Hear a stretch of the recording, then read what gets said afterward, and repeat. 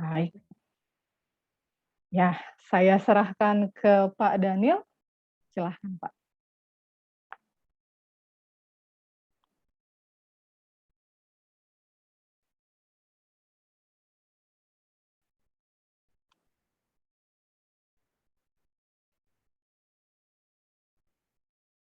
Apakah sudah ada Pak Daniel?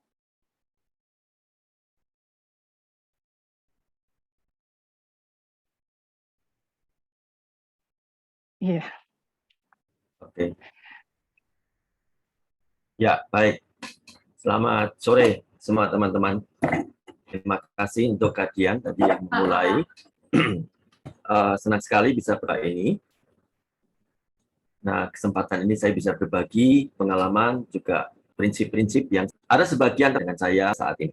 Kan punya kesempatan untuk bisa bertanya supaya kita bisa diskusi ya. Silakan, mungkin slide-nya.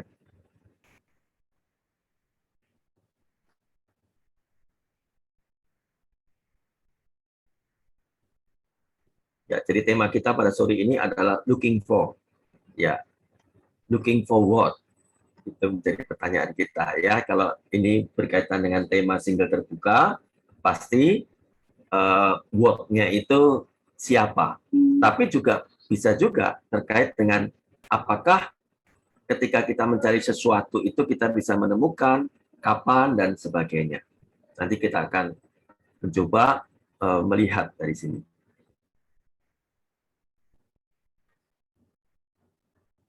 Belum nampak ya di slide-nya. Oke, tunggu dulu.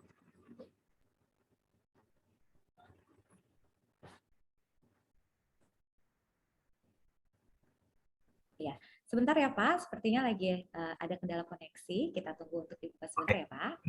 Oke. Apakah sudah Ya. terlihat?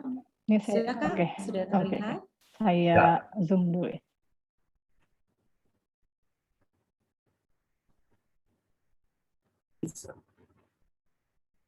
Di atasnya ya.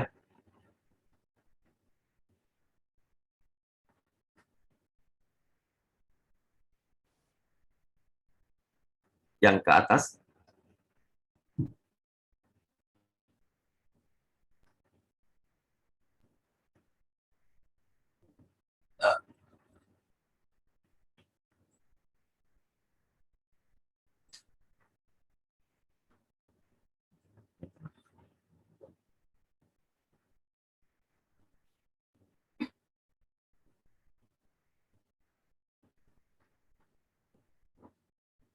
Ya, baik. Sudah nampak semua ya? Oke. Jadi, looking for itu menjadi tema kita pada sore hari ini. Baik, next slide. Saya mencoba menuliskan pergumulan orang-orang yang masih di dalam penantian, yang looking for itu ya. Dalam satu bentuk puisi di sini. Jadi, menanti bukan sebuah pekerjaan mudah. Tatkala yang dinanti tak kunjung tiba. Ingin hati ini cepat menyerah.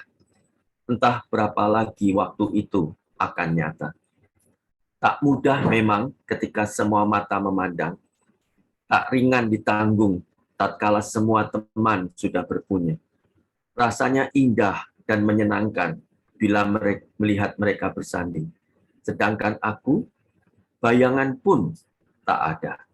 Next slide.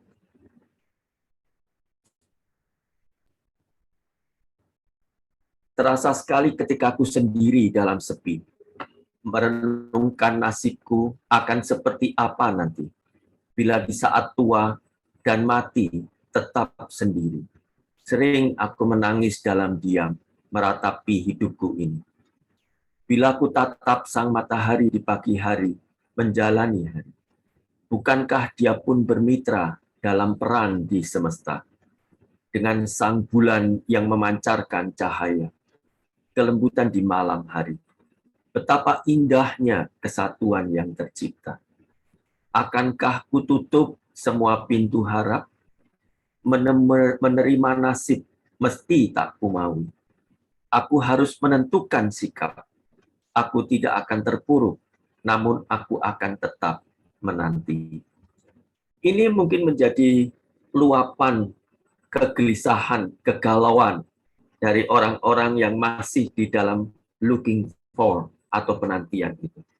Ketika mereka menunggu saatnya tiba, antara harap dan kenyataan, antara keinginan, kerinduan, dengan sesuatu yang nyata di dalam realita, belum tentu itu bisa bersambung.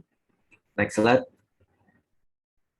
Maka itu mungkin saja ada banyak orang-orang, entah pria, entah wanita, hidup di dalam kegalauan. Terus terombang-ambing dengan sesuatu yang tidak pasti.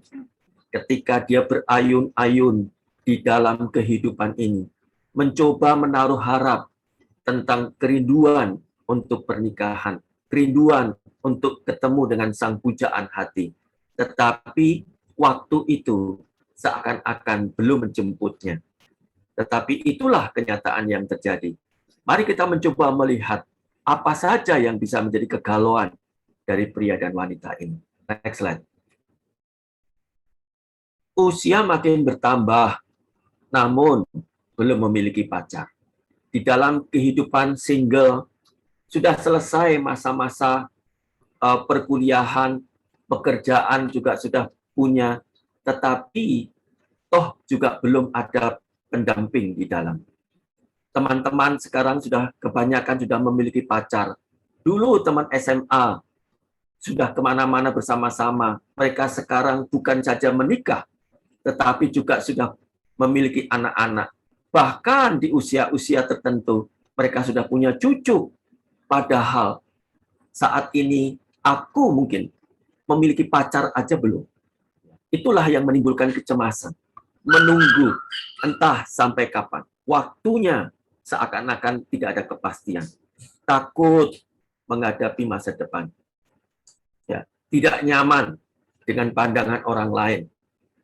Orang memandang sepertinya tidak laku, ya, perawan tua, berjagat tua. Kemudian juga berpikir mungkin kamu terlalu tinggi ekspektasinya, kriterianya terlalu muluk-muluk, atau terlalu ideal, nggak ada orang yang sempurna, dan sebagainya.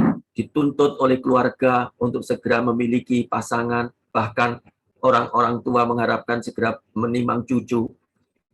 Tetapi juga ada orang-orang yang hidup di dalam kegalauan ketika putus cinta, ya, atau beberapa kali pacaran, tetapi toh akhirnya juga putus. Ya, sudah mencoba menjaga relasi sedemikian rupa, sudah rela berkorban, toh kemudian dibuat ghosting juga oleh dia. Jadi membuat sakit hati, marah, kecewa sekali. Dan tidak sedikit yang membuat orang-orang akhirnya banyak sekali putus asa dan tidak lagi menatap hari depan dengan penuh harapan. Inilah kondisi-kondisi kegalauan itu. Next slide. Apa alasan yang saya lihat orang-orang masih, ini salah ya, masih single, jadi bukan masing ya. Alasan orang-orang mungkin masih hidup di dalam kesinggelannya, yang masih looking for itu. Saya melihat beberapa alasan di sini. Meskipun nanti teman-teman juga bisa menambahkan dengan kondisi yang ada. Mereka masih single oleh karena teman-temannya atau kenalannya kebanyakan usianya lebih muda. Ini terutama teman-teman wanita. Jadi saya beberapa kali juga menerima WA, mereka menceritakan teman-teman wanita ini, Mas, saya wanita, teman-teman persekutuan, teman-teman PMK, teman-teman komisi pemuda, pria-prianya itu usianya jauh di bawah saya. Angkatannya di bawah saya, gitu ya. Jadi kebanyakan pria-pria ini yang dulu seangkatan saya atau tidak jauh beda dengan usia saya, mereka sudah pada menikah. Tapi yang ada sekarang jauh sekali usianya. Jadi sekarang nggak punya lagi kenalan, gitu. Tapi juga ada orang-orang yang masih mempertahankan kesinggelannya ini karena merasa dirinya ada kekurangan. Di dalam dirinya merasa ada kecacatan tertentu, ya, merasa kurang cantik, kurang tampan, atau dia sendiri mengalami pergumulan ketika masa lalu dia sudah tidak lagi perawan atau berjaga. Ketika mereka mungkin sudah berelasi pacaran, sampai hubungan mereka terlalu jauh. Tapi kemudian akhirnya putus dan di dalam kondisi yang terombang-ambing karena perawan dan berjaga ini. Ini bukan persoalan ringan. Ya, di dalam bimbingan pranikah yang saya lakukan dengan pasangan-pasangan, kemudian akan ada materi sesi terkait dengan pembahasan tentang seksual. Hal ini dibahas dan banyak sekali pasangan-pasangan yang tidak siap kalau pasangannya itu sudah tidak perawan atau berjaga. Bahkan ketika sesi ini terjadi sebelum 1 bulan mereka menikah, saya bertanya, kalau seandainya calonmu ini tidak perawan atau tidak berjaga, karena mereka belum pernah membicarakan hal itu, kamu siap nggak untuk menerima? Mereka mengatakan, wah, saya mikir 2 kali, Mas. Apakah saya bisa terima hal itu? Ya, padahal tinggal sebulan lagi kamu menikah. Ya, dan kalian belum pernah membicarakan itu.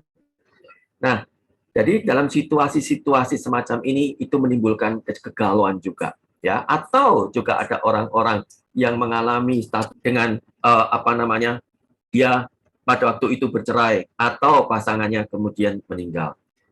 Ada pengalaman trauma, ya, orang-orang masih mempertahankan hidup single, ya, orang tuanya bercerai, itu menimbulkan pengalaman traumatik sehingga memiliki gambaran pernikahan yang tidak baik, atau dia melihat pernikahan orang lain tidak bahagia. Ada hamba-hamba Tuhan yang memiliki pernikahan yang hancur, terpuruk, tokoh-tokoh yang dipuja-puja, toh pernikahannya pun juga tidak bisa bertahan dengan baik.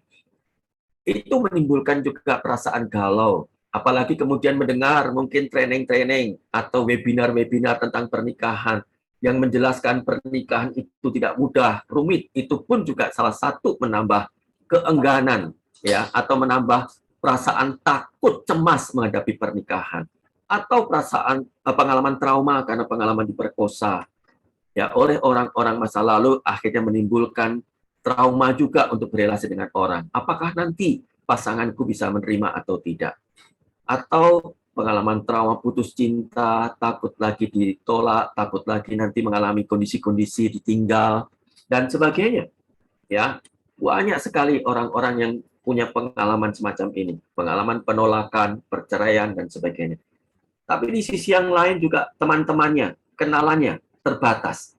Ya, jadi akses perkenalannya itu terbatas. Tidak lagi punya teman, apalagi di masa pandemi ini.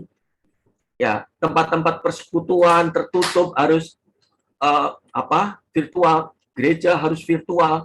Padahal disitulah mereka bisa bertemu, berjejaring dan sebagainya. Tapi terbatas dengan kondisi pandemi ini. Ya, banyak orang-orang kemudian mengeluh, bagaimana saya bisa berkenalan dengan orang yang baru kalau dalam situasi ini nggak pernah ada kepastian.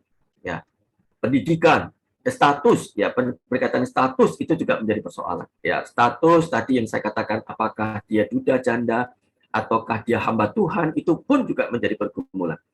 Ya, pendidikan, ya, S2, S3, ya, itu pun juga membatasi pilihan-pilihan yang dia punya. Membuat akses untuk bertemu dengan orang-orang yang dia gumuli itu pun menjadi terbatas juga. Karier itu pun juga membatasi lingkungan di mana pertemanan itu. Atau pemahaman tertentu yang membatasi pilihan.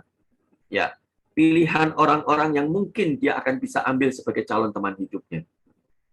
Lalu, oh ya, maaf ya, nanti kalau di belakang saya atau ada anak saya ini yang memang dia berseliweran di sini, mudah-mudahan Anda tetap fokus ya. Jadi kemudian yang lain, ada orang-orang yang tetap merasa bisa mandiri, emansipasi wanita, ya, sudah semua serangan, memperbaiki mobil sendiri atau mendongkrak ban mobil gitu. Ada orang-orang begitu. Ya, saya belum siap, belum dewasa. Nanti bisa nggak aku menanggung segala, tak mau direpotkan dengan banyak tanggung jawab, ngurusi anak, ya, dan mungkin karirnya sedang meningkat dan sebagainya. Oke, next slide. Ya, ada juga orang-orang ingin sekali cepat menikah, tetapi ada tanggung jawab untuk membiayai keluarga. Ya, Bapak, bimbingan pranikah. Tapi menikah, Mas. Kenapa? Karena saya harus membiayai adik-adik saya. Kerja supaya saya bisa menanggung semua biaya adik-adik saya. Karena orang tua saya juga nggak mampu untuk menikah lur waktunya. Jadi, ya, ada yang lain masih mempertahankan kesengajaan. Dia bersikap pasif, Pak. karena dia beranggapan bahwa suatu saat akan ada sang pangeran yang menemukan satu sepatu dari Cinderella yang hilang itu. Jadi dia berpikir, toh nanti akan ada masanya, akan ada waktunya, nanti toh akan ketemu jodoh. Jodoh toh tidak akan kemana. Jadi dia berpikir bahwa jodoh itu di tangan Tuhan. Padahal sebenarnya tidak semua jodoh di tangan Tuhan. Ya, kalau toh kemudian dia tidak berupaya, tidak berusaha, tidak aktif, maka kalau sampai tua pun atau sampai bahkan berlumut sekalipun, ya dia tidak akan pernah menemukan teman hidupnya. Ya, tetapi ada juga orang-orang yang masih single sampai sekarang, padahal sudah siap dan bisa jadi sudah matang, sudah mampu untuk berumah tangga. Tetapi dia masih mengalami keraguan-raguan, kebimbangan, sulit membuat keputusan. Oleh karena apa? Karena dia mengharapkan bimbingan Tuhan. Dia baru melangkah, dia baru berani membuat keputusan. Kalau ada pimpinan pernyataan kehendak Tuhan yang sangat jelas bagi dia. Apa bimbingan Tuhan itu? Yang dia bayangkan itu secara mistis atau supranatural. Menunggu tanda dari Tuhan. Jadi misalnya, kalau dia saat teduh, Tuhan berbicara dengan dia, misalnya, ya pergilah, melangkahlah, gitu, seberangilah sungai, atau ada tanda-tanda yang jelas, penglihatan, atau mimpi berulang-ulang, ya, atau misalnya matahari terbit dari barat, baru dia melangkah, kira-kira begitu. Nah, ada orang-orang yang masih ragu-ragu untuk melangkah menerima pinangan dari orang lain, atau melangkah untuk menyatakan cintanya kepada orang lain, karena terhambat dengan membatasi pernyataan Tuhan itu. Ada lagi orang yang masih single oleh karena tidak ada kenalan lagi yang sesuai kriteria. Dia punya kriteria yang begitu rinci sekali. Lalu dia memutuskan akan memilih orang sesuai kriteria itu. Tetapi toh nggak ketemu-temu kriteria orang yang sesuai kriteria itu. Ketika dia menemukan seseorang yang dia sukai, lalu dia amati satu persatu. Tapi kemudian ternyata ada satu bagian, dua bagian yang tidak sesuai dengan kriteria itu. Padahal mungkin itu tidak prinsip. Padahal itu mungkin sesuatu yang simpel sekali. Tidak sesuatu yang mendasar. Akhirnya perasaan suka ketertarikan itu jatuh, hilang sedemikian rupa. Padahal untuk membangun relasi itu tidak cukup hanya berdasarkan hal itu tadi. Ada lagi orang-orang yang masih single. Apalagi ini terkait dengan statusnya dia sebagai seorang staf atau sebagai hamba Tuhan, seorang pendeta. Apalagi bagi para wanita. Para wanita sebagai seorang staf, wanita sebagai hamba Tuhan, wanita sebagai pendeta. Tentu tidak mudah menggumulkan pasangan hidup. Ya, sangat ideal kalau bisa mendapatkan sama seperti hamba Tuhan. Sama sebagai seorang staf. Tetapi ini pun juga tidak mudah. Kalau dia memilih di luar hal itu, statusnya sebagai hamba Tuhan. Lalu nanti bagaimana? Kalau nanti aku khotbah, lalu suamiku atau calon teman hidupku itu yang pria itu harus duduk di antara jemaat yang aku khotbahi. Bisakah dia menerima? Apakah dia cemburu? Apakah nanti dia merasa harga dirinya jatuh? Itu juga menjadi pergumulan yang tidak mudah. Ya, tetapi yang lain, ada orang yang masih single sampai sekarang. Itu bisa juga karena memang belum ada cowok atau cewek yang mau dengan dia. Jadi sangat beragam sekali alasan orang-orang masih mempertahankan kesinggelannya. Antara sengaja atau tidak sengaja, antara mau atau tidak mau. Ya, next slide. Nah, dari sini kita bisa melihat bahwa persoalan ini perlu kita cermati dengan sebaik-baiknya. Di saat-saat kita masih single, di saat teman-teman masih di dalam looking for itu, ini justru menjadi hal-hal yang sangat baik sebelum Anda terlanjur memasuki pernikahan tanpa persiapan. Kenapa? Karena persoalan di dalam pernikahan itu banyak terjadi sebelum pernikahan itu dimulai. Jadi orang-orang menghadapi persoalan-persoalan pernikahan, tetapi banyak juga persoalan-persoalan itu sudah dimulai sebelum pernikahan itu terjadi. Nah, itu yang seringkali tidak diantisipasi, seringkali tidak dipahami, tidak dipersiapkan dengan baik oleh orang-orang yang hanya ingin memasuki relasi pernikahan, ingin mengharapkan pernikahan, tetapi tanpa persiapan yang matang. Itu menimbulkan persoalan, sehingga ketika mereka menikah, tidak sedikit kemudian mereka merasa kecewa. Kemudian mereka merasa, aku salah pilih suami. Aku salah memilih istri. Saya mengatakan, apakah orang bisa salah memilih suami atau istri? Saya mengatakan bisa. Ya, orang bisa salah memilih suami atau istri. Ya. Atau orang merasa terjebak di dalam pernikahan itu. Jadi dia tidak menyangka kalau selama ini terjadi penipuan, manipulasi dengan pasangan itu. Membuat dia kemudian terjebak, maka tidak sedikit kemudian pasangan-pasangan itu yang bercerai. Itu tidak hanya bagi orang-orang di luar kekristenan, itu terjadi bagi orang-orang Kristen, termasuk di dalam hidup yang disebut sebagai hamba Tuhan sekalipun. Ya, jadi ada orang-orang yang pernah memasuki pernikahan dengan penipuan. Ya, selama setahun mereka dikonseling. Ya, ketika kemudian melihat istrinya tidak hamil. Kenapa tidak hamil? Kemudian dicoba untuk suaminya itu inisiatif memeriksakan ke dokter. Tapi istrinya selalu beralasan menolak. Tapi akhirnya suatu saat suaminya itu memaksa, ya harus periksa dua-duanya. Aku diperiksa, kamu diperiksa. Apakah ada persoalan? Sesegera mungkin diketahui persoalannya dan bisa diantisipasi lebih awal supaya nanti lebih cepat nanti bisa tidak terlalu berlarut-larut. Demikian kira-kira harapannya. Setelah kemudian diperiksakan, apa yang terjadi? Sang suami ini kagetnya luar biasa ketika dia menemukan informasi dari sang dokter bahwa istrinya itu ternyata tidak punya rahim. Ya, shock sekali. Kenapa? Karena ternyata yang dia nikahi itu adalah lelaki juga. Ya, yang sudah berganti kelamin.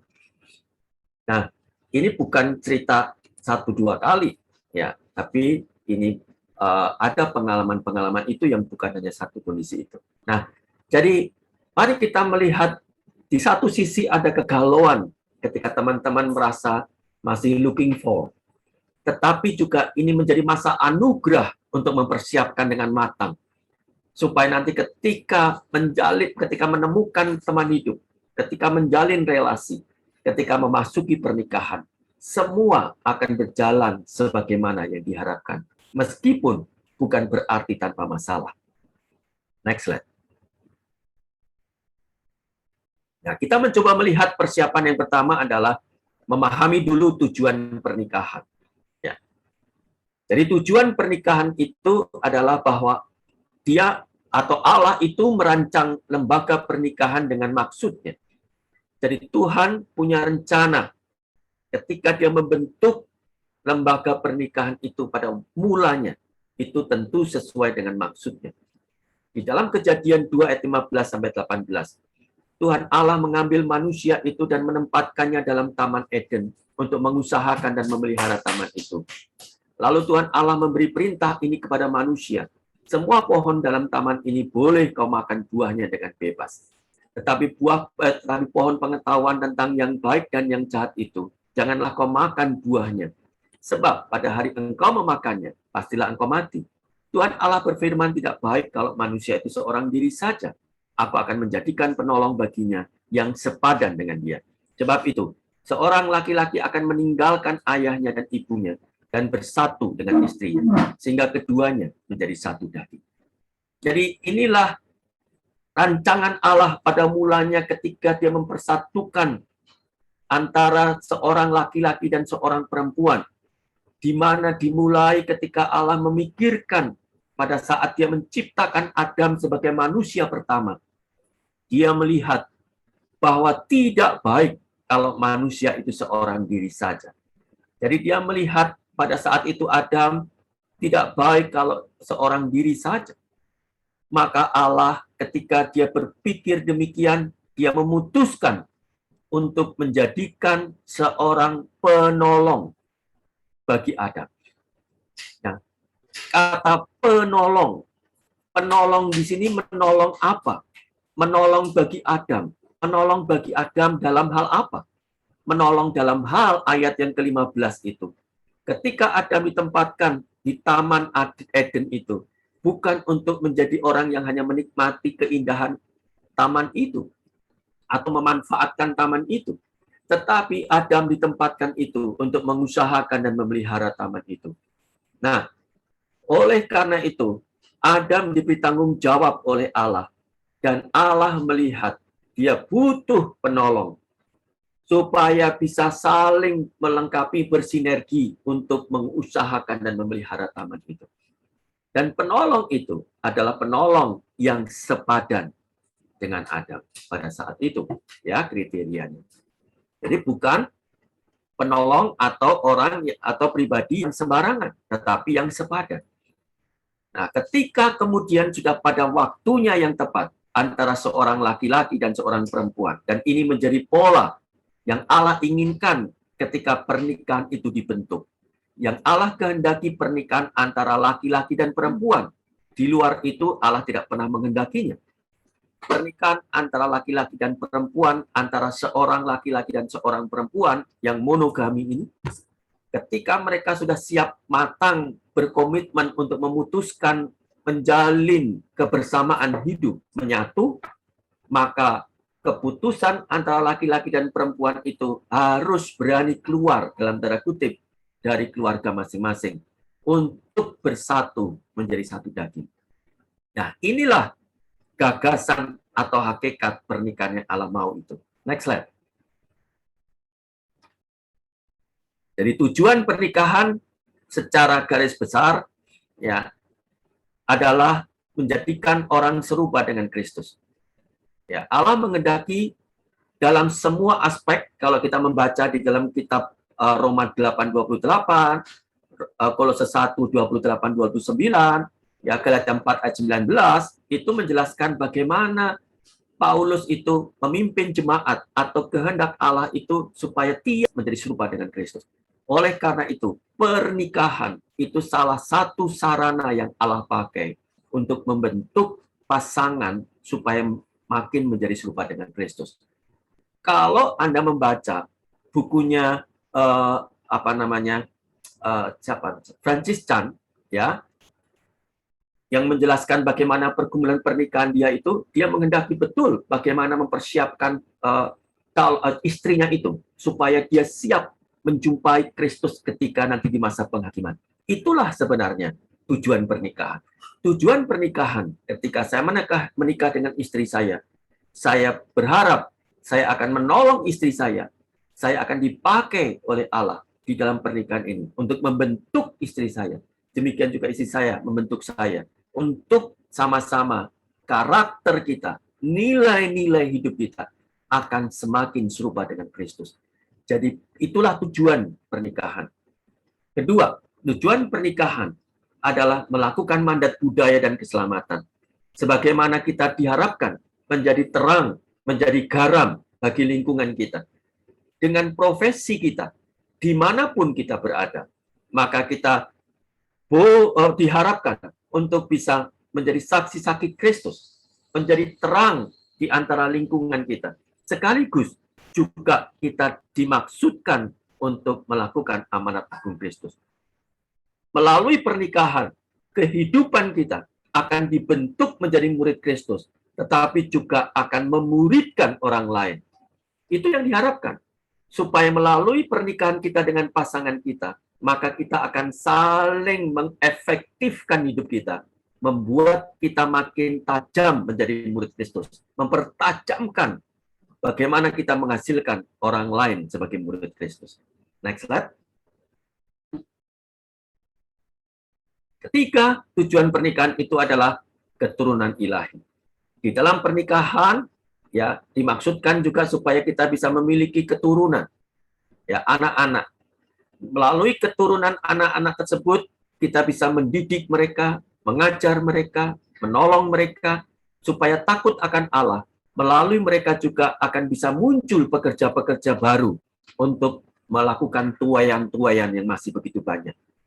Tetapi toh, kalau seandainya Tuhan tidak mengizinkan kita memiliki keturunan biologis, kita masih dimungkinkan untuk bisa memiliki keturunan rohani. Ya, melalui anak-anak yang hasil pelayanan kita. Lalu yang keempat, Tuhan juga mengizinkan kita mencapai kenikmatan bersama-sama. Di dalam pernikahan itu, Allah izinkan melalui pernikahan itu, kita bisa menikmati kebersamaan dari kesatuan itu. Saling berbagi, saling bisa memperhatikan, saling bisa merawat, saling bisa memulihkan, saling bisa menikmati kemesraan, dan sebagainya. Itulah tujuan pernikahan. Jadi pernikahan itu bukan tujuan. Jadi kalau seseorang berharap dia akan menikah, maka pernikahan itu sendiri bukan tujuan. Tujuan itu, pernikahan itu adalah sarana atau alat untuk mencapai tujuan. Nah, dengan memahami tujuan-tujuan pernikahan ini, maka dimungkinkan kita akan berhati-hati, mempertimbangkan dengan lebih bijak ketika kita akan memilih pasangan kita. Ketika kita akan memilih teman hidup, siapa yang akan aku nikahi? Bagaimana saya menjalani proses menuju pernikahan itu? Tentu dengan tujuan ini kita akan mempertimbangkan dengan lebih bijak. Tidak mungkin kita ketemu dengan seseorang, lalu saling suka, lalu kemudian jadian. Sebulan, 2 bulan, kenalan, lalu jadian. Saya pikir itu tidak bijaksana sekali. Ketika ketemu di kereta, ketika ketemu seseorang naik pesawat, lalu saling tertarik, saling tatap menatap, lalu kemudian timbul ketertarikan itu, lalu kemudian chattingan, lalu kemudian saling ketemu dan kemudian saling suka. Dan waktu yang cepat, tapi kemudian apakah itu bijak? Tentu tidak. Ya, kita harus mempertimbangkan dengan sungguh-sungguh ketika melihat pemahaman tujuan ini. Next slide. Nah, sekarang kita juga perlu memperhatikan pada saat kita sekarang ini sedang single. Ketika kita masih looking for, untuk mempertimbangkan apakah kita melajang atau menikah. Apalagi ya usia yang mungkin sudah dikatakan sudah terlewat masa-masa seharusnya orang menikah, begitu ya. Apakah harus melajang atau menikah? Ya. Mengapa penting? Teman-teman, saya pernah menggumulkan hal ini.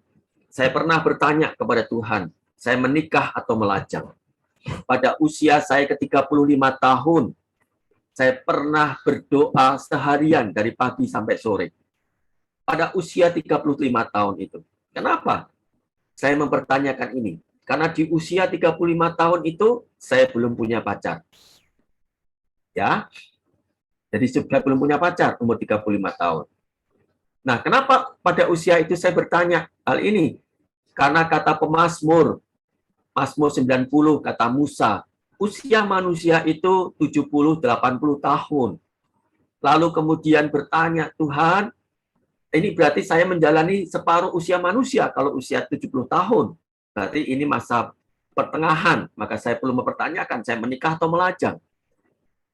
Saya berdoa di satu tempat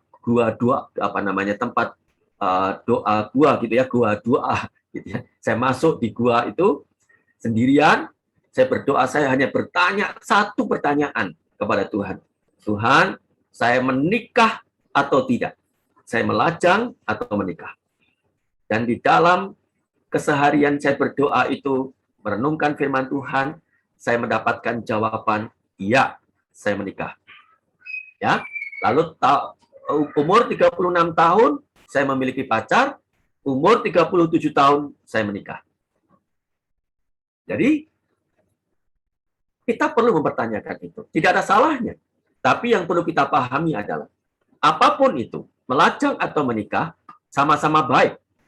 Karena tidak ada yang buruk, tidak ada yang lebih rohani, tidak ada yang lebih luhur, dan sebagainya. Karena ada orang memiliki pemahaman, kalau orang melajang, maka orang seringkali menempatkan orang yang lajang itu sebagai status yang begitu mulia sekali. Padahal tidak. Sama rohaninya dengan orang menikah. Jadi orang seringkali juga beranggapan orang menikah itu orang yang lebih beruntung, lebih diberkati, orang yang lebih mendapatkan perkenanan Tuhan daripada orang melajang. Jadi orang melajang seakan-akan merasa mendapatkan kutuk dari Tuhan. Saya katakan tidak. Sama, melajang atau menikah sama-sama baik, sama-sama mulia, sama-sama benar, asal alasannya benar. Asal tujuannya benar. Kenapa? Karena pernikahan itu diberikan bukan karena kita layak mendapatkannya, melainkan karena kita membutuhkannya. Jadi persoalannya itu, apakah Anda menikah atau tidak, itu bukan karena Anda layak atau tidak layak. Apakah Anda berdosa atau tidak berdosa, tetapi apakah Anda membutuhkan atau tidak untuk menikah. Karena tidak ada dasar di dalam Alkitab untuk menganggap bahwa pernikahan atau melajang itu sendiri sebagai keadaan yang lebih luhur. Jadi, Alkitab tidak pernah mengatakan bahwa melajang atau menikah itu mana yang lebih luhur. Jadi, kalau seseorang memutuskan untuk melajang atau menikah, itu merupakan kehendak Allah dan keputusan orang itu sendiri. Ya, next slide. Nah, hidup melajang adalah karunia yang diberikan kepada beberapa orang, namun tidak kepada semua orang. Jadi memang betul ada orang yang diberi karunia untuk melajang. Dan pasti Tuhan akan memperlengkapi segala konsekuensinya. Dan ini hanya diberikan kepada beberapa orang, tapi tidak kepada semua orang. Jadi bisa saja orang tetap masih single, belum tentu Tuhan menghendaki dia melajang. Belum tentu karunia dia melajang. Tetapi karena bisa saja dia memutuskan sendiri untuk melajang. Bisa saja juga oleh karena persoalan-persoalan alasan tadi yang membuat dia sendiri membatasi untuk menikah. Jadi bisa karena kesalahan dia, bisa karena memang belum waktunya dia, bisa juga karena keputusan dia sendiri, dia masih single. Nah, sekarang persoalannya, bagaimana seseorang bisa tahu bahwa seseorang itu dikaruniai melajang atau tidak? Ya, bagaimana seseorang bisa tahu, aku ini dikaruniai melajang atau tidak sih? Yang pertama, bila Anda masih single dan tahu di dalam lubuk hati Anda bahwa Anda akan langsung menikah jika suatu kesempatan yang sangat baik itu muncul. Jadi kalau saat ini Anda single, tetapi di dalam hati Anda punya keinginan, Anda masih terbuka dengan kerinduan, suatu saat kalau seandainya ada orang meminang Anda, ada seseorang yang Anda temui cocok dengan Anda, lalu kemudian Anda mau menikah, bisa jadi Anda tidak memiliki karunia melajang. Yang kedua, jika Anda single dan mendapati diri Anda sangat frustasi dengan dorongan seksual yang tidak dipuaskan, bisa jadi Anda tidak memiliki karunia melajang. Ya, ini dibahas oleh Paulus dalam kitab 1 Korintus.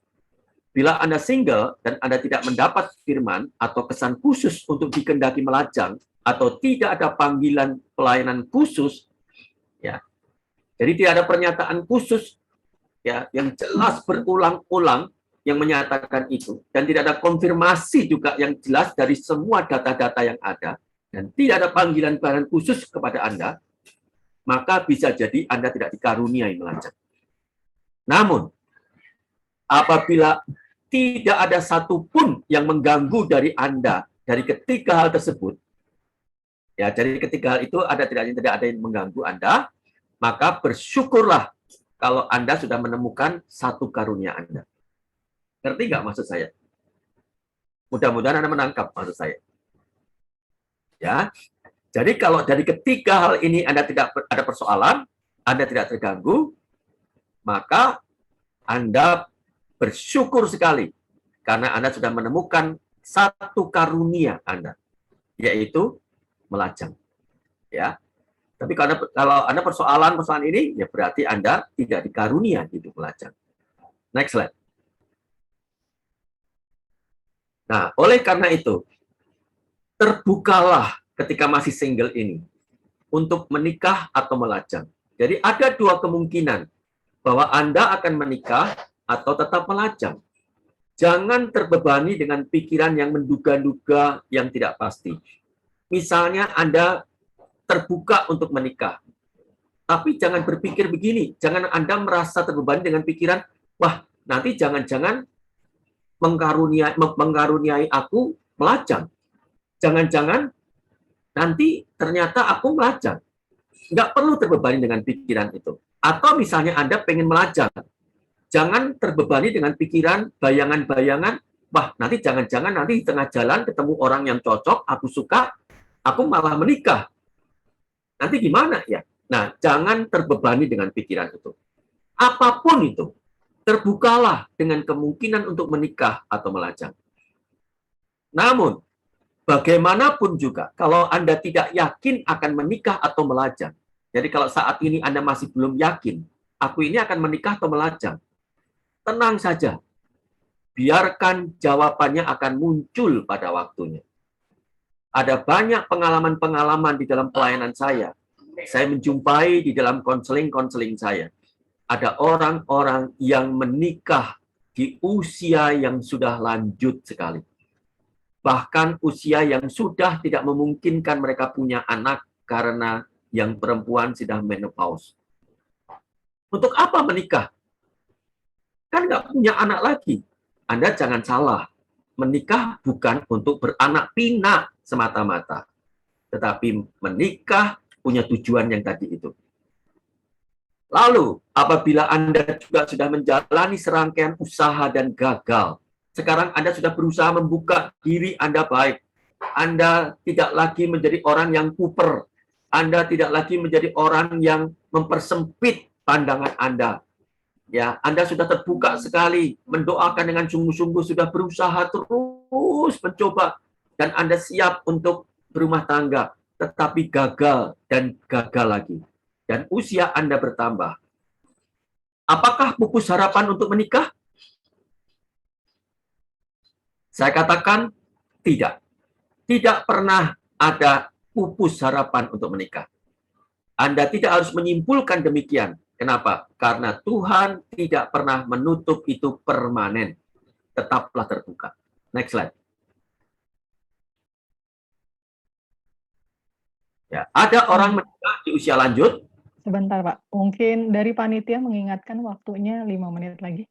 Oke, baik. Ya, makasih. Tidak ada batas usia atau ketika Anda harus menyimpulkan, tadi kembali tadi ya, masih di awal. Ya, sekarang sudah terlambat untuk saya, jadi Anda tidak perlu menyimpulkan demikian karena masih ada waktu. Kemudian juga jangan pernah menyerah karena firman Tuhan mengingatkan kita bahwa doa dan ketekunan dalam upaya-upaya kita itu akan membuahkan hasil. Ya, Tuhan juga sangat peduli dan ingin terbaik bagi Anda. Jadi karena pemahaman ini saja bahwa Allah peduli dan ingin terbaik bagi Anda, itu saja sudah merupakan alasan untuk tetap Anda memiliki pengharapan. Next slide. Nah, apa saja yang perlu kita siapkan? Pertumbuhan rohani dan kehidupan yang terus melayani harus terus-menerus kita jaga. Ya, hubungan dengan Tuhan, persekutuan dengan Tuhan, pelayanan harus terus-menerus kita jaga karena ini akan terus kita lakukan. Ini modal besar bagi pernikahan. Hidup di dalam komunitas orang-orang percaya juga menjadi bagian penting.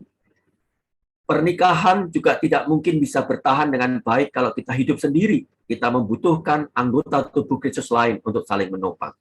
Yang ketiga, melakukan semua tanggung jawab dengan baik. Apakah pekerjaan kita, pekerjaan di rumah kita sekarang kita lakukan dengan baik, kita menjadi orang rajin, menjadi orang yang tekun, menjadi orang yang tidak mengenal putus asa, dan sebagainya, semua dilakukan dengan penuh tanggung jawab. Ini merupakan persiapan-persiapan ketika kita masih single yang cukup baik. Ya, next slide. Lalu, berlatih peran calon suami istri. Ya, ini sebenarnya berlatih bagaimana menjadi seorang suami, menjadi seorang istri. Ada seorang suami yang bagaimana membuat keputusan, seorang suami bisa berpikir, mempertimbangkan, seorang istri yang tunduk dan sebagainya ya. Lalu membuat kriteria teman hidup. Membuat kriteria ya tentang pemilihan calon teman hidup itu seperti apa saja, harus seiman, anak Allah, bertumbuh, dan sebagainya. Lalu juga terbukalah untuk mengenal dengan cara apapun, termasuk bila dikenalkan oleh orang, ketika direkomendasikan oleh orang lain. Jadi jangan merasa aku dimakcumbelangi itu lebih rendah kalau daripada cari sendiri. Terus berdoa untuk pimpinan Tuhan. Next slide.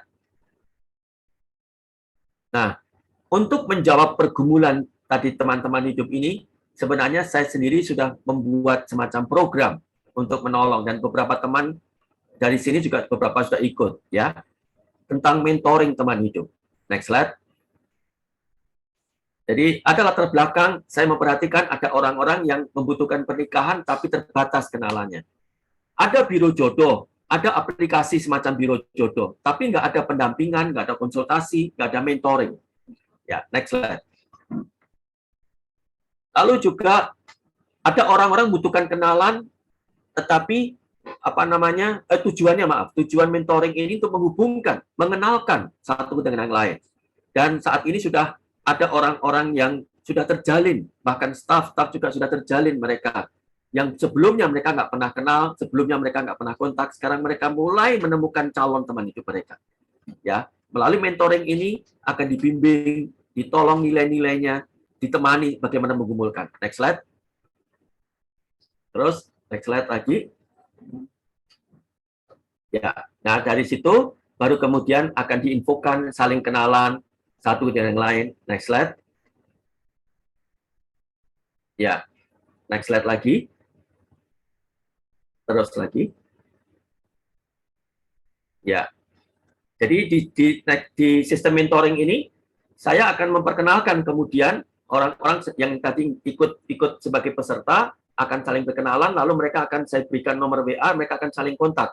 Dari situ kemudian mereka terus komunikasi dengan saya, menceritakan perkembangan mereka seperti apa, apakah mereka chatnya jalan atau enggak, kemudian responnya seperti apa. Kalau mereka enggak cocok, mereka kemudian berhenti cari orang yang baru, tapi kemudian ada yang cocok, mereka mengkerucut, dan sebagainya. Ya, lalu next slide.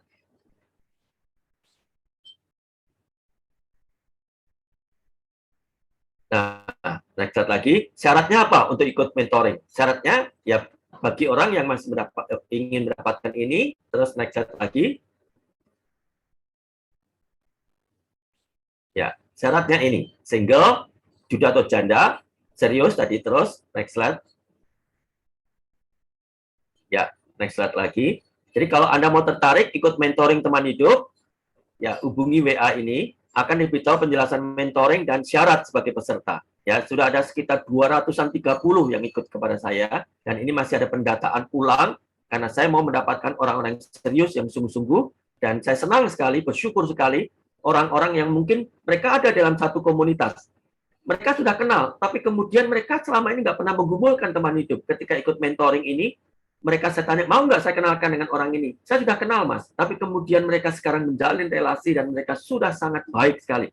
Saya bersyukur sekali mendampingi teman-teman yang punya pergumulan untuk menemukan teman hidup ini. Next slide.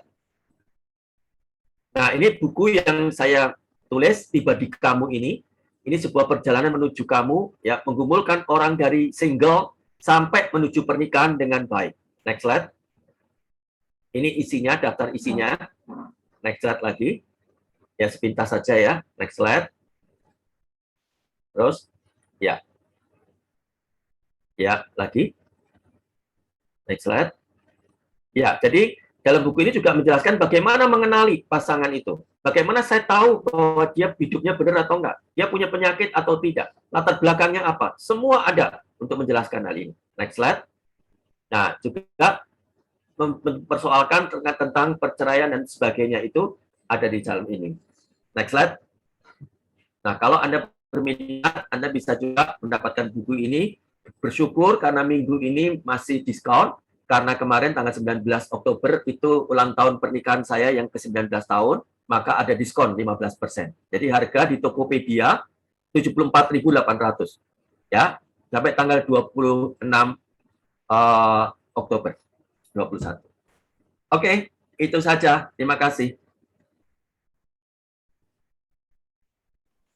Baik, terima kasih Pak Daniel untuk paparannya.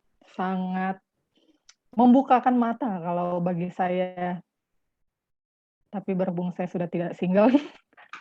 Semoga, tapi saya dulu pada masa-masa pencarian juga, Pak, ada hal-hal yang apa ya, dibilang terbuka, tapi sebenarnya tidak terbuka gitu. Contohnya seperti ini, yang tadi dikenalkan gitu ya, dan saya juga dulu mengalami dan beberapa teman mengalami. Khususnya yang wanita, merasa kalau dikenalkan itu harus jadi gitu. Jadi, eee, bahkan baru mau kenalan aja kita udah milih gitu kan. Harusnya ya kenalan-kenalan aja gitu. Kita punya mindset yang kadang menghambat bahwa kalau dikenalkan, berarti harus jadi sama yang dikenalin itu, gitu. Apakah memang itu yang terjadi juga? Nah, saya kurang tahu, tapi ini sudah banyak pertanyaan yang masuk melalui Slido atau ada ini kan single terbuka, mau menanyakan langsung, saya kasih kesempatan. Ya, 2 partisipan raise hand, siapa saya tidak bisa melihat di sini yang raise hand. Mungkin Ada Frankie Nuh, Kak. Ada Kak Dia, Frankie Nuh yang raise hand. Ini ya akan boleh, open mic, Kak, untuk bertanya silahkan langsung? open Atau mic bagaimana? dan ya saya Oke. bingung ini, saya nggak bisa melihat siapa yang raise hand. Tiga yang nanya. Ya, selamat sore teman-teman dan juga Pak Daniel. Sore, silakan. Ya, kedengeran. Ya, kedengaran. Ya, sebenarnya sih ini momen bisa dibilang dengan tadi pemaparannya ya sangat ini juga dengan kondisi yang ada di sekitar saya dan juga saya mengalami ya sedikit cerita, sempat udah mau ada kisah lah gitu Pak Daniel. Jadi yang saya ingin tanyakan, pernah nggak ada dari Pak Daniel case atau studi kasus gitu terkait pernikahan dengan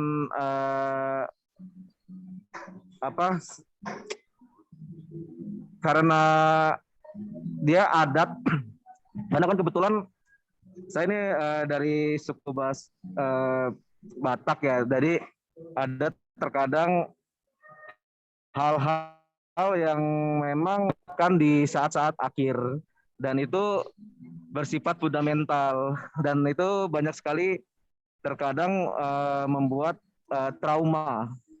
Ada trauma-trauma di mana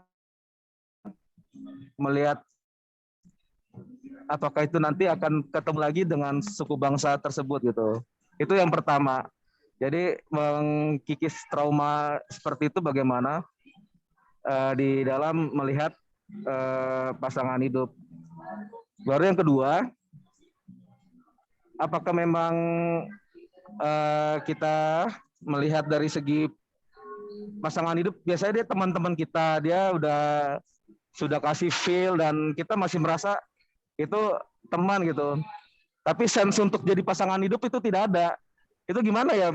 Apakah pernah bisa kita memang ngelihatnya itu satu sisi sebagai pria yang bukan jual mahal ya gitu, tapi dia secara itu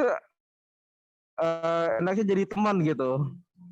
Itu aja sih, Pak. Oke, terima kasih. Empatnya dulu ya, Pak. Langsung biar sekalian dijawab. Lalu ada Riris, silahkan.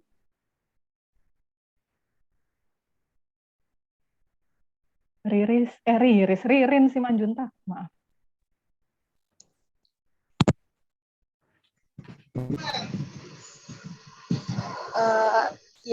Shalom. Halo. Kebetulan lagi di luar. Ingin bertanya, sedikit sharing, Pak. Saya kan udah sering nih menjalin relasi dengan laki-laki. Nah, sudah 2 kali saya ajak ke rumah. Kebetulan tidak sesuai dengan keinginan orang tua gitu kan, Pak. Nah, jadi waktu saya terakhir ini ngajak laki-laki itu, ada setelah itu saya kenal dengan laki-laki lagi. Jadi laki-laki itu ngomong sama saya mau serius, kata dia gitu kan. Oke, kalau serius, saya pancing kan. Oke, kalau serius, coba komunikasi dari WA, saya bilang gitu kan. Lanjut melalui WA gitu kan, Pak. Nah, cuman bertahan 2 minggu komunikasi, terus lost kontak gitu kan. Tiba-tiba lost kontak, saya bingung.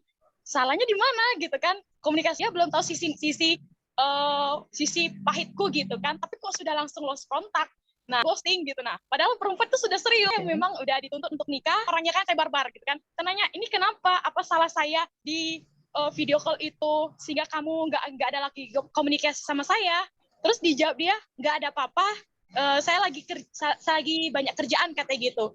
Tuh kenapa ya Pak? Apa salah saya? Apa salah laki-laki itu gitu loh? Tolong kasih pencerahan gitu Pak. Oke, baik Kak Ririn. Mungkin langsung to the point aja, dipercepat karena ini banyak sekali pertanyaan di slide. Silahkan, Louis atau Rose. Ya, dulu mungkin ya, cepat aja. Gimana ya, intinya sebenarnya aku kan perempuan dan gimana kalau misalnya ada laki-laki yang kelihatannya kayak udah sama kita dan dia udah ngomong ke banyak orang dan keluarganya, tapi ternyata dia tidak ada gerak yang jelas untuk ke saya gitu. Sementara saya juga kan ya oke lah, saya pernah dengar beberapa khotbah juga yang bilang katanya perempuan nggak apa-apa duluan dan lain sebagainya, tapi emansipasi dan lain-lain. Tapi kalau dari saya takut kabur dan menghancurkan segalanya. Itu seperti apa batasannya atau gimana caranya biar nggak kelihatan terlalu agresif dan lain sebagainya gitu. Itu aja sih Pak. Terima kasih. Oke, Happy terima anniversary. kasih. Iya, yang terakhir tadi Rolis ya, atau yang tadi itu Rolis?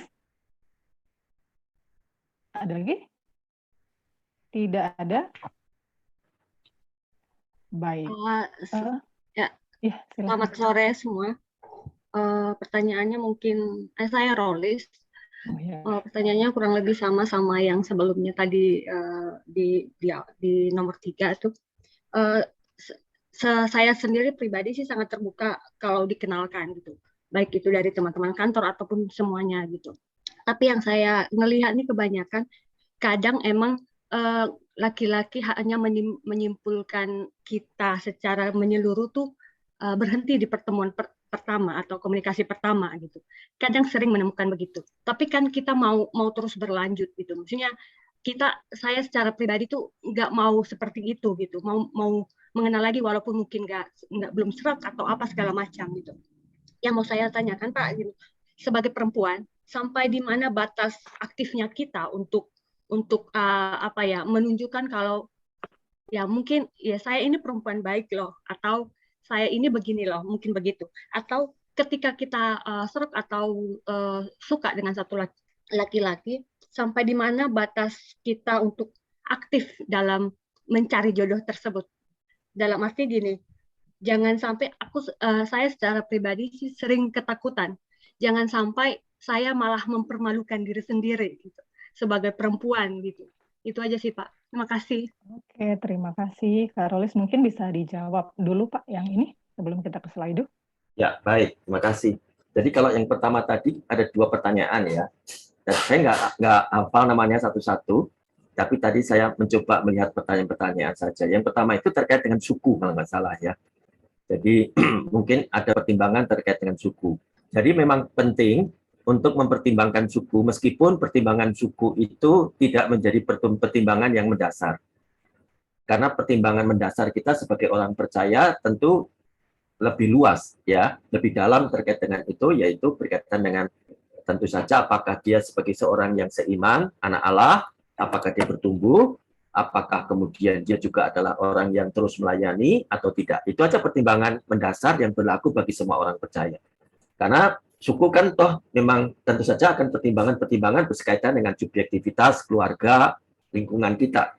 Tetapi menjadi penting kalau ternyata kita punya trauma-trauma tertentu, apalagi keluarga besar. Dan keluarga besar menggariskan itu menjadi prinsip begitu. Kenapa itu menjadi penting untuk kita pertimbangkan? Oleh karena itu akan terkait dengan penerimaan keluarga besar. ya teman-teman suku-suku tertentu kan sangat memperhatikan harus dapat suku ini, gitu dan sebagainya. Kalau enggak, maka akan punya persoalan nanti ketika akan ada kumpulan dengan keluarga besar, ya penerimaan dan sebagainya. Itu akan menjadi masalah. Tetapi yang lebih penting adalah begini. Ya, ketika kemudian keluarga bisa menolak, tetapi kemudian ternyata Tuhan tetap setuju, maka mau tidak mau akan itu bisa dilewati. Meskipun akan ada persoalan yang cukup panjang, yang agak lebih rumit. Ya, ada beberapa kasus pengalaman-pengalaman semacam itu. Nah, jadi maksudnya begini, pastikan lebih dulu apakah memang benar orang ini tepat atau tidak sesuai dengan kriteria yang lain, kecuali suku tadi itu. Ya, kalau memang sudah oke, maka yang menjadi pertanyaan adalah, kalau sampai ada penolakan dari keluarga, ini menjadi pintu masuk untuk mengerti bahwa Tuhan tidak mengendaki, atau sebenarnya ini menjadi pintu masuk untuk menggumulkan bergantung kepada Tuhan lebih dalam, ya, dengan beriman lebih besar. Ya. Nah, dari situ saran saya adalah terus minta janji Tuhan kalau memang itu dari Tuhan. Yang kedua, dekatin keluarga, berbicara dengan keluarga untuk menyatakan menjelaskan lebih dalam supaya mereka bisa menerima. Ya, akhirnya keluarga akhirnya setuju gitu. Ya, saya pikir itu. Nah, butuh waktu, jangan cepat-cepat memperkenalkan lebih dulu, jangan cepat-cepat kemudian membuat kesimpulan dulu, karena ada masih kemungkinan-kemungkinan itu masih terbuka sekali. Ya, itu mudah-mudahan menolong. Nanti kalau nggak jelas bisa tanya lagi. Ya, yang kedua, kalau misalnya kemudian kita berkaitan dengan rasa suka sebenarnya, ketika sudah menemukan orang yang mungkin cocok, baik, tapi kemudian rasa ketertarikan, dorongan itu nggak muncul. Nah, ini yang seringkali menjadi masalah bagi laki-laki.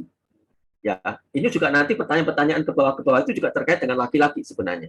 Jadi laki-laki itu sebenarnya punya persoalan, kenapa mereka juga masih single? Salah satunya itu laki-laki itu akan mau bergerak, mau melangkah kalau dorongan ketertarikannya itu muncul gitu. Dan biasanya ketertarikan itu muncul itu lebih terkait dengan penampilan. Ya, cantik apa enggak, badannya kulitnya putih apa enggak, seksi apa enggak, montok apa enggak, gitu ya. Lalu rambutnya panjang, ya macam-macam gitulah, ya macam-macam yang punya kriteria itu. Itu yang membuat kemudian meskipun orangnya perempuan itu baik secara kriteria hidupnya, karakternya, tetapi kalau dia nggak merasa tertarik atau dia nampak nggak cantik, nggak melangkah, gitu rasanya. Nah, ini juga seringkali membuat saya gemes sendiri gitu dengan teman-teman pria. Mereka saya dorong-dorong, ayo gitu. Sampai usia mereka bertambah bertahun-tahun sampai umur begitu baru mereka menyadari, oh iya ya. Akhirnya mereka sudah terlambat, wasting time. Apakah ini kehendak Tuhan? Saya mengatakan tidak sama sekali. Mereka menikah mundur, mereka sampai kemudian waktunya hilang, itu bukan kehendak Allah, itu kebodohan. Ya. Jadi sehingga mereka harus menunggu ketergerakan. Saran saya adalah begini. Sebenarnya kita itu memasuki relasi dengan seseorang itu bisa melalui 3 pintu. Pintu yang pertama itu adalah pertemanan. Jadi kita berteman dulu dengan orang, semakin dalam kenal, lalu kemudian muncullah rasa ketertarikan itu. Yang kedua, dikenalkan.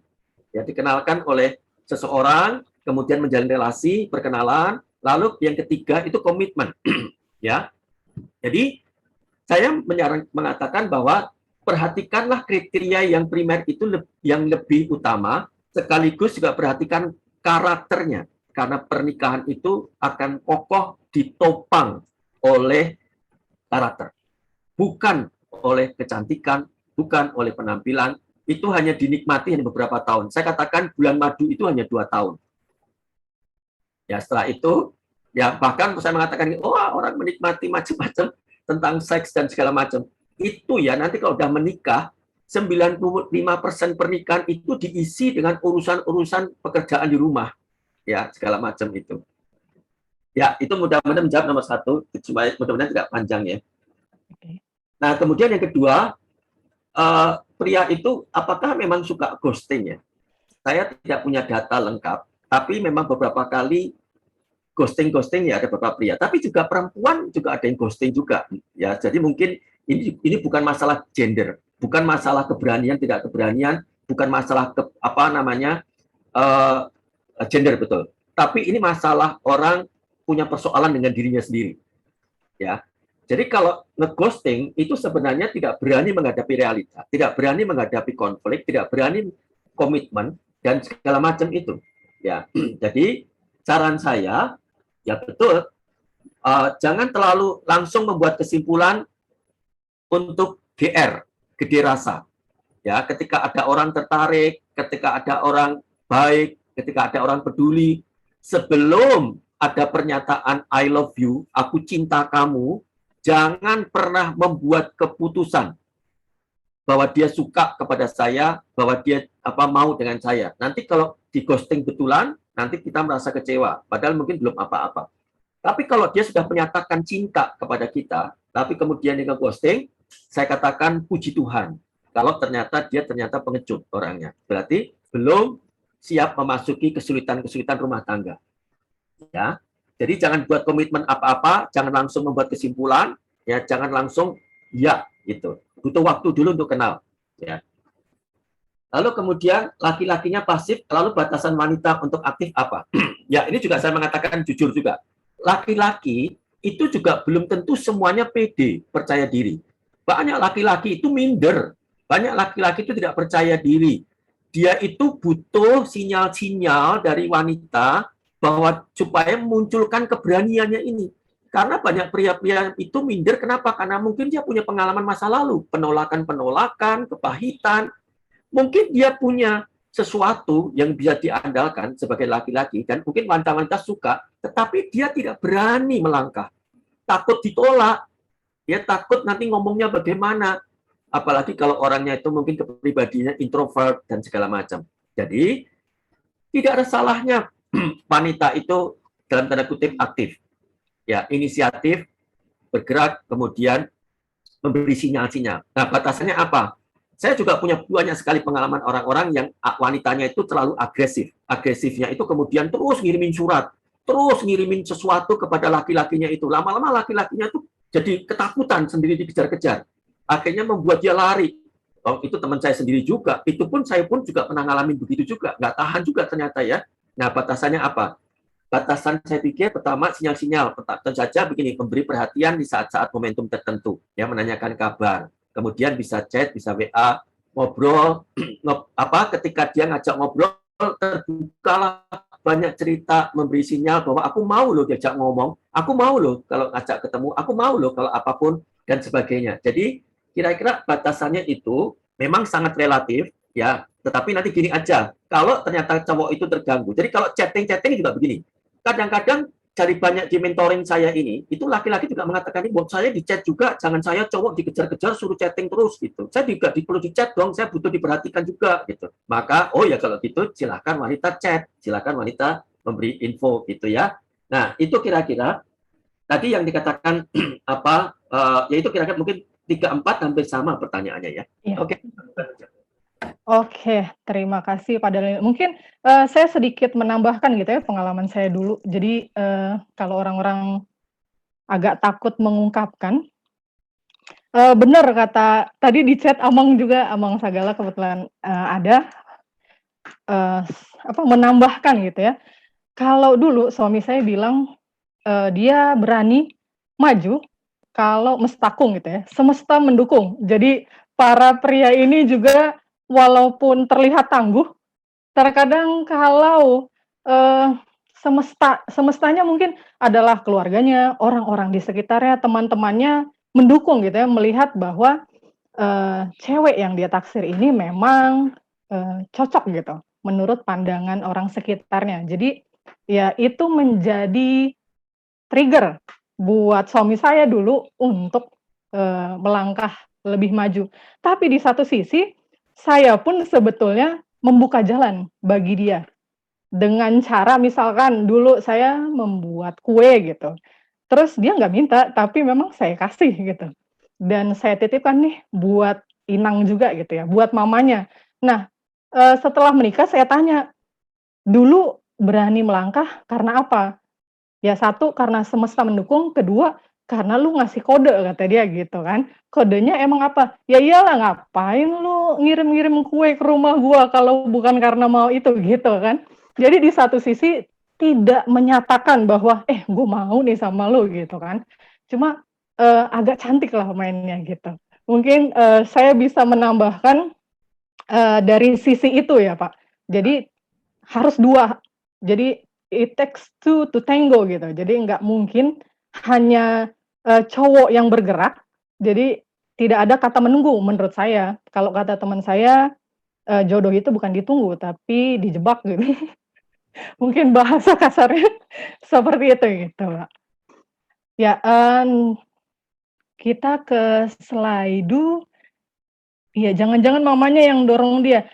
Betul, jadi waktu itu, Inang ini juga cerita karena, diceritakan oleh suami saya begini gini gini, terus kata mama mertua saya, ya udah cocoklah itu. Makanya itu dia bergerak gitu ya. Belum, Kak Dian kasih kue sebelum pacaran sayang. Saya sebelum pacaran, dikasih kue, tapi, di masa itu memang saya juga ini sambil menunggu slide-nya nggak keluar-keluar, saya mendoakan gitu dan, ya Tuhan, membantu saya menjaga hati untuk tidak sakit hati secara berlebihan gitu ya. Tapi kalau memang kami berumah tangga ulang tahun saya, ya 1 Juli. Kalau dia nembak saya berarti Tuhan, membukakan jalan gitu. Itu agak di satu sisi agak aneh mungkin ya, terlihat, tapi ya itu sudah saya doakan dan saya pasrah sempurna, kalau bukan dia juga tidak apa-apa gitu. Ini ada pertanyaan Pak Daniel, kalau pacaran nyinggung split bill, apakah sopan atau tidak? Berarti ini kalau ketika pacaran lagi makan di restoran gitu ya Pak, terus bayar masing-masing, apakah nyinggung ya untuk split bill? Lalu gimana kalau kondisinya sudah saling suka dan tertarik satu sama lain, tapi yang laki-laki ngerasa nggak layak untuk si perempuan karena laki-laki ini sudah tidak perjaka.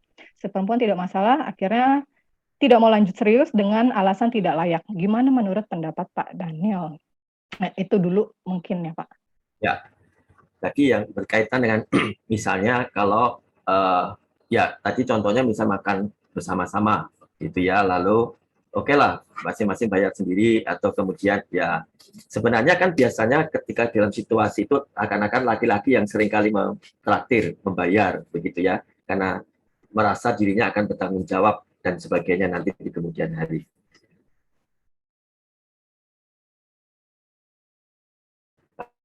Tapi juga kalau misalnya dirinya masing-masing, maka pasti takut juga dinilai. Takut nanti kemudian kalau apa-apa jadi pandai-pandai sekali. Dia ada main-main licik juga gitu. Nanti dia perhatikan, wah ternyata dia maunya dibayarin terus, maunya dia apa-apa berat. Nanti kalau waktu mau sesuatu beli sesuatu, tiba-tiba dia punya alasan apapun untuk bisa pergi ke toilet lah atau apalah gitu. Nah, sehingga membuat jadi, akhirnya wah ini berarti nanti besok lama-lama akan matre ini kira-kira ya, akan atau kalau pergi ke mall misalnya juga sama-sama gitu ya, lalu ditunjukin mau apa deh, lalu dia nunjuk mana begitu. Nah itu juga jadi masalah. Jadi saya pikir mungkin perhatikan baik-baik, tetap sekali lagi ada waktu-waktunya ya untuk tetap, karena ini belum sesuatu yang serius relasinya, maka tetap menjaga sebaik-baiknya etika, harga diri macam-macam tadi itu. Oke, yang kedua, laki-laki ini merasa tidak layak. Ya sebenarnya persoalan penjaga tidak perawan ini memang ada pembahasan khusus lebih dalam kaitan dengan itu. Sebenarnya tidak menjadi masalah. Saya melihat sebenarnya agak lebih sulit laki-laki menerima tidak perawan bagi perempuan. Ya, karena perempuan itu jauh hatinya lebih lapang daripada laki-laki. Ya, karena laki-laki itu egonya sangat tinggi sekali biasanya. Tapi ada juga laki-laki yang bisa menerima ketika perempuan pasangannya itu tidak perawan lagi. Ya bahkan beberapa kali. Saya melihat dulu teman ada beberapa kasusnya begitu juga ya, bahkan sudah berkali-kali dengan orang-orang berbeda, tapi suaminya ini masih bisa menerima gitu.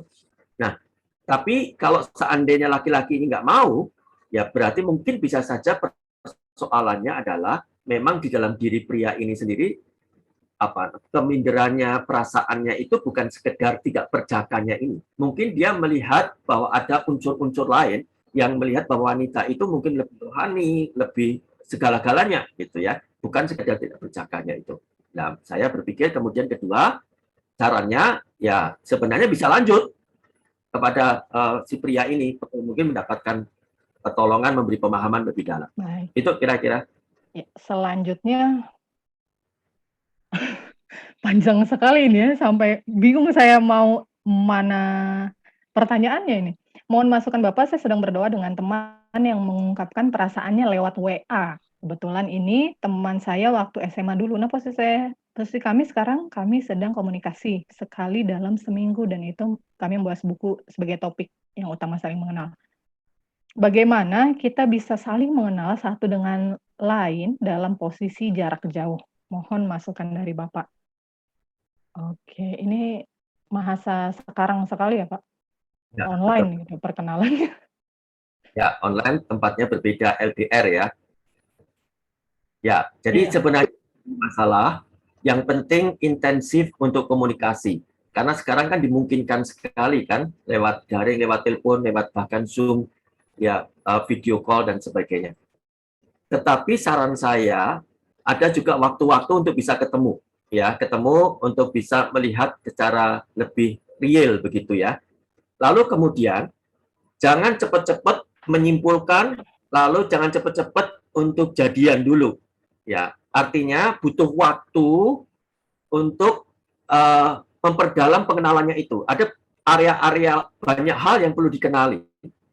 Kemudian saran saya yang lain, tetap membutuhkan konfirmasi, supervisi dari orang yang lebih dewasa, ya, yang mengenal dia ataupun mengenal kita, supaya nanti kemudian bisa menjadi pertimbangan kita yang lebih objektif. Karena kalau orang sedang jatuh cinta, itu kotoran kucing pun rasanya coklat, gitu. Jadi bisa apapun oke, gitu.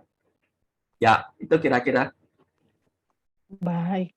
Mungkin panitia di-scroll ke pertanyaan yang paling banyak di-like ya, ke Q&A. Ini kan aktif full nih. Jadi diganti. Nah, ke show Q&A ini. Soalnya di sini pertanyaan yang paling banyak ditanyakan itu yang pertama, jika kita baru putus dari suatu hubungan yang cukup yang cukup lama dan serius, berapa lama sebaiknya waktu yang kita butuh untuk kembali membuka diri? Mungkin itu dulu, Pak. Ya, jadi setelah putus, kemudian bahkan mungkin menimbulkan perasaan kecewa yang dalam, lalu bahkan bisa trauma gitu ya. Memang cepat harus bisa move on, ya. Agak lebih rumit itu kalau perceraian sebenarnya dalam pernikahan, karena banyak sekali konsekuensi dan tanggung jawabnya tentu saja. Tetapi kalau ketika orang di dalam berpacaran, tentu bukan berarti juga meringankan persoalannya, tetapi memang jauh lebih rumit tadi yang saya katakan pernikahan. Jadi maka itu penting untuk membuat bisa cepat move on itu lebih baik. Ya. Nah, persoalannya itu adalah seringkali orang tidak cepat move on ketika putus, apakah di ghosting, apakah kemudian pacaran kemudian putus, itu karena seringkali suka sekali bermain di dalam area itu terus-menerus gitu. Sehingga menimbulkan luka perasaan itu terus muncul sehingga sulit move on. Contoh, sering kepo-kepo medsosnya. gitu, medsos. Iya. Jadi dilihatin nanti kemudian gitu masih terus pertemanan dengan itu. Ya lah bagaimana? Nanti kalau ternyata dia lihat memasang fotonya, statusnya dengan seseorang, wah makin membara lah perasaan sakit hatinya. Dan itu nggak cepat move on. Biasanya saya menyarankan cepatlah tutup buku itu. Ya kalau perlu betul-betul pertemanan diputus dulu gitu. Jangan kepo-kepoan dulu. Ya supaya itu cepat menolong, supaya cepat move on. Ya itu dulu mungkin. Oke. Jadi hindari menghepoi kalau mau move on gitu ya, Pak. Betul. Iya, untuk selanjutnya ini yang paling banyak ditanya, bagaimana agar dapat melewati sebuah platonic relationship? Saya kurang ngerti platonic relationship. Nggak ngerti maksudnya apa. Iya. Oh, saya pikir saya saja. Mungkin bahasanya, atau ada yang mau menjelaskan platonic relationship ini apa gitu? Karena ini TTM. Hah? TTM ya? TTM. Oke, TTM. Oke, kalau itu saya tahu. Ya, itu juga sering saya bahas. Jadi saya tidak setuju TTM. Ya, kenapa? Orang boleh berteman, menjalin relasi, tetapi ketika memutuskan akan membangun relasi dengan pasangan untuk eksklusif, harus betul-betul ada konfirmasi. Konfirmasinya apa? Ya, apakah pernyataan betul, aku sudah menggumulkan kamu, yuk kita berdoa dulu, kita saling mendoakan lebih dulu. Jadi jangan sampai orang jadian karena teman tapi mesra itu. Telah karena kecelakaan, sudah dekat karena kecelakaan, tapi nggak pernah ada titik awal di mana menjalin relasi itu. Karena kalau begitu, yang membangun relasi itu sebenarnya karena kedekatan, karena perasaan. Bukan karena konfirmasi dengan Allah, bukan karena mempertimbangkan dengan lebih objektif, dan sebagainya. Maka sebaiknya tidak baik. Kalau itu. TTM tadi ya, friendzone kalau bahasa, ya betul, friendzone. Oke, berikutnya, ini tadi sudah yang atas, itu juga sudah, apakah dibenarkan menunda pacaran atau menikah sampai dengan umur tertentu karena merasa tidak siap atau belum dapat menjadi orang yang lebih tepat? Ini juga agak aneh gitu ya. Waktu itu saya juga dibilang sama Amang Sagala, nunggu siap, emang kriteria siap itu apa gitu.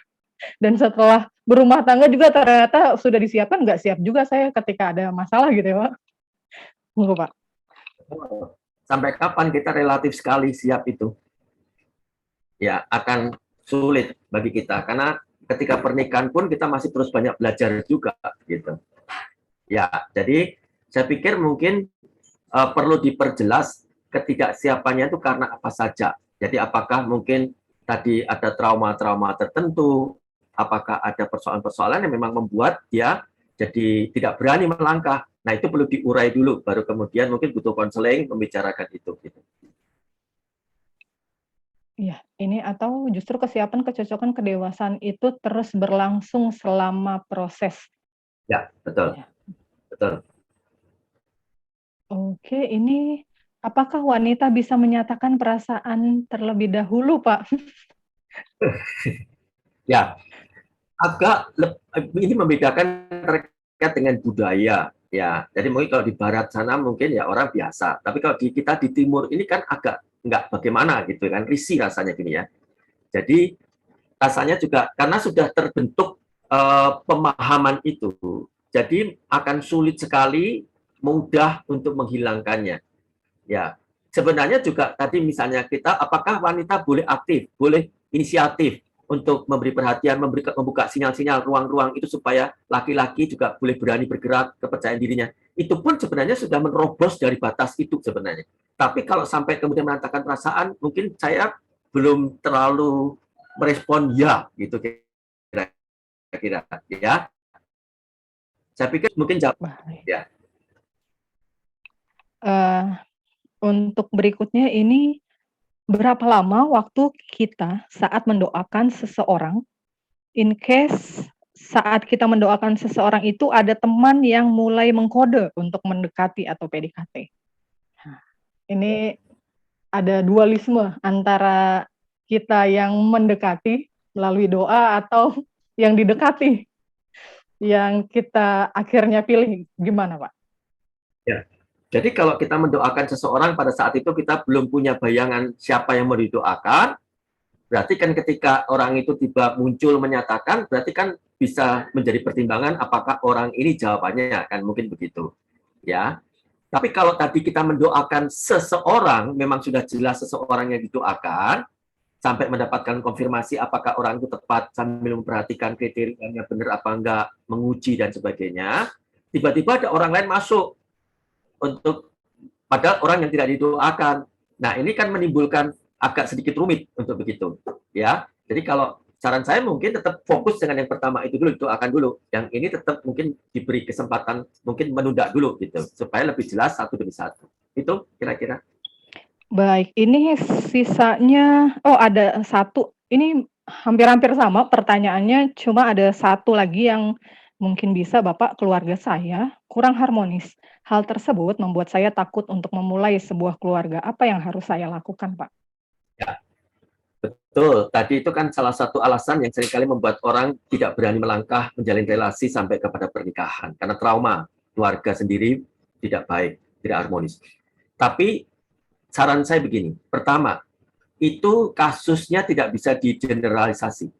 Bahwa tidak semua rumah tangga yang berantakan, bahkan termasuk keluarga kita, atau bahkan hamba Tuhan sekalipun, itu akan mengeneralisasi bahwa semua rumah tangga itu pasti akan buruk. Tidak. Demikian juga, kalau misalnya ada webinar, training tentang pernikahan itu tidak gampang dan sebagainya, itu tidak mengeneralisasi juga bahwa tidak semua orang bisa memasuki pernikahan dengan baik. Itu tergantung dari tiap masing-masing orang pribadinya. Jadi saran saya yang pertama adalah gini, jadilah Anda orang yang tepat untuk calon teman hidup Anda. Maka Anda perlu mempersiapkan diri tadi. Yang kedua, pilihlah orang yang tepat. Orang yang tepat ini bukan orang yang sempurna. Lalu yang kedua, jalani proses tahapan ini menuju kepada pernikahan dengan baik. Ya, tidak dengan apa istilahnya instan kenali betul pasangan-pasangan itu dengan dalam gitu. Jangan cepat-cepat buat segera menikah sebelum cukup waktu mengenal. Lalu kemudian yang ketiga, nanti pernikahan itu perlu di-maintain, dirawat. Ya, karena kita tidak pernah hanya mengandalkan sebelum atau sesudah pernikahan, tapi semua hal itu merupakan perjalanan petualangan untuk belajar makin disempurnakan. Itu kira-kira. Iya, baik. Ini karena waktunya saya sudah diwanti-wanti panitia dari tadi. Waktunya sudah hampir habis. Cuma ada satu, Pak, mungkin saya ingin bertanya juga gitu. Kalau dulu kan ini juga terkait tadi yang banyak dibahas di chat. Kalau pria itu kan kelemahannya adalah mata, sedangkan wanita kelemahannya adalah telinga gitu. Jadi apakah itu juga bisa dimanfaatkan sebagai strategi? Pertanyaan saya gitu, soalnya seperti ini, kalau saya sebagai background-nya marketing, suatu brand akan dibeli kembali atau akan dibeli ketika orang itu aware gitu, kalau produk itu ada. Nah, ibaratkan wanita atau pria ini adalah produk gitu.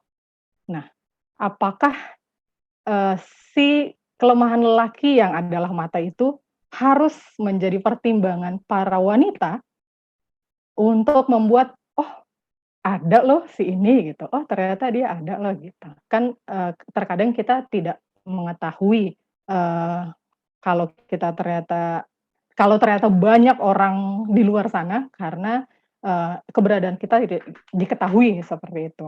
Lalu untuk yang dari sisi pria sebenarnya apa yang harus menjadi pertimbangan? Karena bagi banyak perempuan perkantas, pria perkantas ini saya mengalami dahulu dan beberapa teman saya, pria perkantas adalah pria gitu. Pria berdosa dan tidak berdosa menginginkan hal yang sama gitu. Pria yang taat dengan yang tidak taat pun menginginkan hal yang sama gitu. Tapi apakah pria-pria ini perlu disadarkan bahwa tidak hanya fisik yang penting dari seorang perempuan yang akan nantinya menjadi pasangan hidup gitu ya, Pak. Mungkin dari dua sisi itu bagaimana menurut Bapak? Ya, karena pria itu memang betul terkait dengan mata tadi yang membuat orang kemudian pria itu bisa sulit melangkah, itu karena memang terkait juga dengan perasaan tertarik tadi itu. Tertarik karena terkait dengan penampilan. Maka itu para wanita seringkali di persekutuan-persekutuan di PMK itu, di perkantas juga, itu seringkali kehidupan rohaninya, vertikalnya jauh lebih baik daripada kehidupan lahiriahnya. Jadi nampak sangat polos, lugu, tidak good looking, kira-kira begitu. Ya, jadi maka itu banyak sekali orang pria-pria itu cari misalnya di mall-mall itu kok good looking, padahal sebenarnya hidupnya berantakan sekali. Saya nggak bisa bandingkan. Kalau saya lebih suka pasti orang-orang wanita di perkantas untuk menghidupi pernikahan yang sesungguhnya. Ya, tapi pria-pria itu tadi punya kelemahan di bagian itu, maka tadi betul manfaatkan aja bagian itu untuk menampilkan sisi yang dia bisa dinikmati dari pria itu, good looking. Maka penting untuk mempercantik diri, merawat diri. Ya, saya pernah ketemu juga dengan laki-laki yang, perempuan yang sangat cantik, tapi kemudian ternyata maaf sekali, mungkin bau badannya loh kok menyengat misalnya begitu. Akhirnya perasaannya jadi drop sekali. Padahal mungkin hidupnya sangat taat, hidupnya melayani Tuhan. Tapi aduh rasanya apakah bisa tahan ya hidup begini, kira-kira begitu. Nah, jadi penting merawat diri. Ya, jadi istilahnya begini, seorang perempuan itu bisa menerima laki-laki itu apapun juga dengan relatif lebih mudah. Karena tadi kebesaran hati perempuan itu jauh lebih luas daripada seorang laki-laki. Ya, egonya lebih besar laki-laki itu. Maka dia nuntutnya lebih banyak juga gitu. Ya. Jadi maka itu kalau dulu seringkali gini, perempuan kalau istrinya pakai daster terus selalu diomelin gini-gini, nanti maju sekretarisnya cantik begini, tapi coba laki-lakinya pakai kaos oblong, wanita tetap aja terima itu terbaik-baik juga gitu. Nah, jadi maksud saya wanita mempercantik diri, ya berias, baik, merawat, mungkin jerawat juga bagaimana diatur, rambut, macam-macam lah gitu ya. Jadi tetap perhatikan itu karena ini akan sangat menolong memberi kredit poin bagi seorang laki-laki. Tetapi jauh memang laki-laki yang dewasa akan mempertimbangkan karakter hidup wanita itu lebih penting daripada penampilan. Itu kira-kira.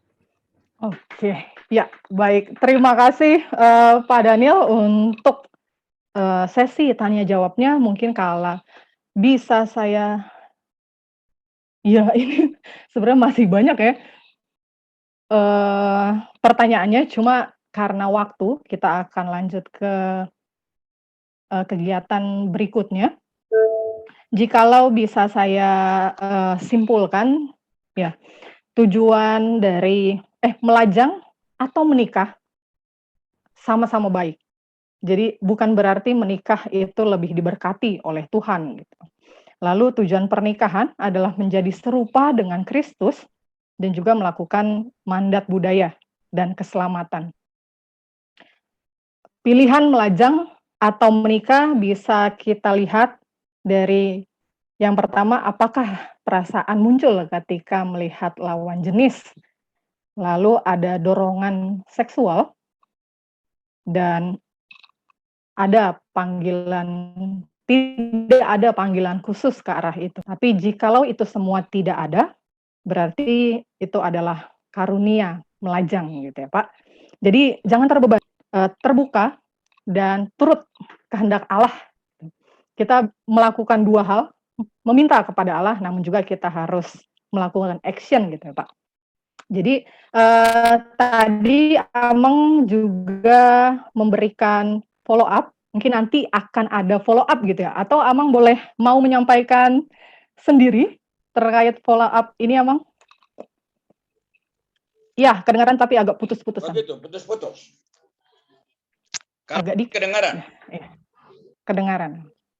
Oke. Jadi terima kasih kepada Mas